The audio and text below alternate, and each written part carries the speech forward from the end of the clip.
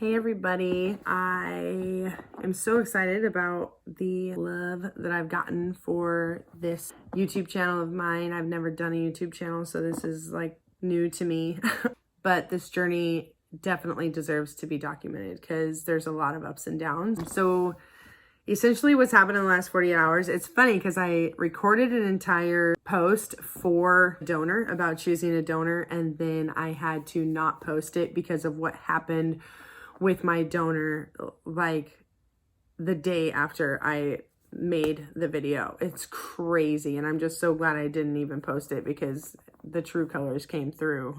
Essentially, the video was about going known donor versus a sperm donor and everything that I went through and how I found my known donor and how I talked to him, which can actually still be relevant because it was basically bringing up the conversation with somebody that was an acquaintance of mine that nobody else knew but me in my life, and it went pretty well, and he agreed to do it, and it was cool. It wasn't weird or anything, and he just wanted to help out. And then he brought up compensation, and I had an idea about compensation regardless. So he had never done this before. So he wasn't aware of how it kind of worked. It is illegal in the United States to sell your sperm without it being like through a sperm bank. So I had to let him know that, like, hey, I am going to be compensating you for your time, not for your sperm. And I wanted to show my gratitude, you know, for him to take all the time out to do what he was going to do, because he was going to make sure that I basically keep donating until I got pregnant. But there is not going to be a known donor now. I don't know if it was COVID or what happened, but he basically was asking for me to pay his car payment. He was asking for me to buy him a couch. He was asking for a bunch of different stuff. And I was like, you know what? And he said stuff. I think one thing you need to be hyper aware of when you're choosing a known donor is their wording and how they're reacting to you. He would say stuff like, I'm going to have a kid out there that I'm not going to have a relationship with. And my thing is like, I don't want them to look at this as their child. You know, he also said, let's hope you have a boy, like, because he'll be really athletic. And I was like, the us part of it, like, let us hope you have a boy. Like, there was just a lot of things that were pointing to like, no, you know, and was stealing my peace, you know. And so I was like, you know what, I'm going to go ahead and call this off. And so I did. And I told him I wasn't going to be using him anymore. And I have a piece about that as well. And I think it's just much better in the long run. So I have decided to go back to the cryo bank. Okay, so I had chosen one donor. So let me preface this. I've chosen that I want to have a mixed race baby. So I will be having a African-American donor, but that narrows it down big time when choosing a donor to have an African-American donor. And then for me, I wanted them to be over 6 feet, a college education, because I have my master's, and, you know, I just want the brains to stick in the child. It narrowed it down, to say the least, but I found 1 and 2. Like, one I was really, really excited about, and I still am really, really excited about it, but that donor is much more expensive, but I was willing, because I actually have a code right now that is getting like $200 off at one of the cryo banks. There's 2 of them though. So the other donor was amazing too. And I actually just refreshed my mind on him today because of what I'm going to be going through. Because I've chosen to do an IUI, and it will be in a local area to where it's free to ship for this donor. But when it came to picking the donor, it was definitely like through a cryo bank. Number one, you can usually always find, especially if you go into any like mom groups, like Single Mom by Choice or donor conceived groups or anything, you can ask, and somebody has a code for like free membership to the cryo banks for like 3 months. So I had 90 days, 3 different cryo banks. I have like a free 90-day subscription or whatever, and that helped a lot because you get to listen to their, if they have adult photos, you get to see the adult photos. If they have, you get to listen to their full,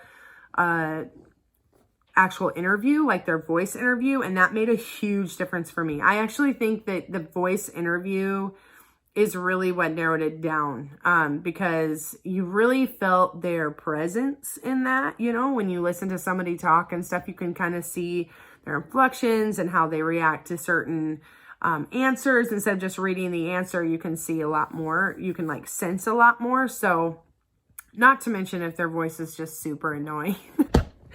Because voices are genetic, and so keep that in mind. So I came down to it and narrowed it down between two at two different cryobanks, and I've decided on my first IUI to use this like my second choice, which is okay because he's like still awesome, and I would be totally excited for that to be the donor of my child for sure. They're both open, by the way. I want to have an open donor. That is totally completely up to you. But I just want my child to know, like at 18, to be able to make that decision. So both of these are open. I will say the three major cryobanks are California Cryo Bank, Fairfax Cryo Bank, and Seattle SpermBank. There's also Zytec, but they've kind of had some bad press recently, and I just sort of stayed away from that. There's like, I know Fairfax and California Cryo definitely do psych tests. Seattle SpermBank doesn't do like with a psychologist, but they do meet with a counselor. So there's that too. That's a really big thing to me. And it's probably one of my biggest fears that I'm just going to have faith in, that it won't totally mess with my child, because my biggest fear is mental illness. And that is not something that is blood tested. So you kind of just have to have faith with that. So anyway, I'm excited. I chose two from two different sperm banks, and I think that it's going to be great. So my first IUI, I will go with one, like number 2, and then I'll talk more about this like in a different episode, but if my first IUI doesn't work, and I'm still deciding, I'm about 80% sure I'm going to do an unmedicated IUI because I ovulate so on point. I'm ovulating today, but I don't get to be inseminated. Anyway, so, but because I'm so like clockwork, I talked to my OB and I talked to the fertility specialist that would be doing the IUI, and they were like, yeah, it doesn't hurt, because as soon as you start taking medications, that can mess up your cycle and then make the next month harder. So I'm leaning towards an unmedicated IUI with the donor sperm. But if it doesn't work, there's a very big chance I'll probably go IVF, straight to IVF, because I just don't want to waste a whole bunch of money on a bunch of IUIs. So I don't know. We'll find out. That's a lot. IVF is a lot. So we'll see. But yeah, that is my take on donors and picking out donors. Listen to everything, like dive in. Like I looked at every single trait, like all the information they gave me, I looked at every single bit of it. So don't skip over any of it, because you never know what you're going to find.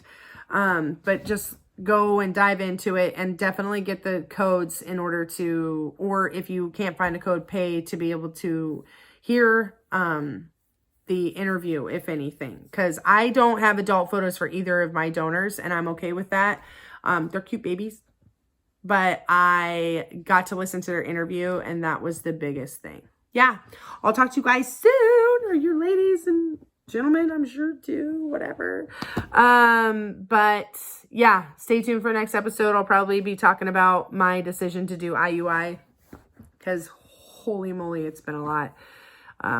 I can't wait to talk to you guys about it, but that's for another time. All right, bye.